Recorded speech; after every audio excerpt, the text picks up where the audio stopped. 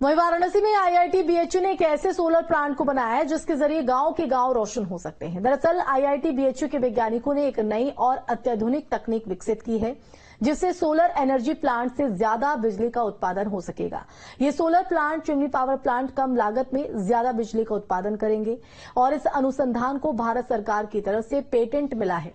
सबसे खास बात तो ये है कि ये प्लांट कम लागत में अभी के सोलर प्लांट से 27 गुना ज्यादा बिजली पैदा कर पाएगा और इस तकनीक से ज्यादा फायदा गांव के लोगों को मिलेगा जहां बिजली की पहुंच सीमित होती है। सरकार ने इस नई तकनीक को मंजूरी दे दी है। जो कन्वेंशनल डिजाइन है उनकी डिजाइन स्ट्रेट होती है और चिमनी पैरेलल होती है।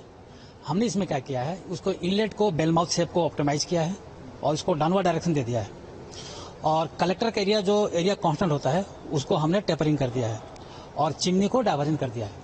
तो इससे हमको पावर जो वेलोसिटी है एट टरबाइन इनलेट 3 गुना बढ़ गई है।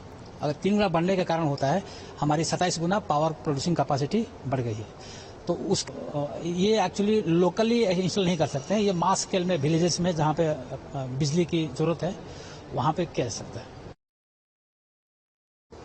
एक्चुअली बिजली उत्पादन की जब बात होती है तो जो भी हमारे पास सोर्स है वो आइदर कोल है या फिर हाइड्रो एनर्जी है, उसमें कहीं ना कहीं ऐसे रिसोर्सेज यूज हो रहे हैं जो कंज्यूम हो रहा है, वो नॉन रिन्यूएबल फॉर्म के हैं।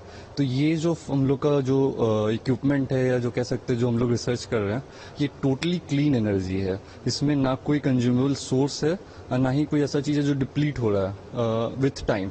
तो मैं अभी आईआईटी बीएचयू का ही बताऊं, अचानक कभी मेल आ जाता है कि बिजली नहीं रहेगी, फलाने टाइम से इतने टाइम तक बिजली नहीं रहेगी, तो ये एक चिंताजनक बात हो जाती है हम लोगों के लिए।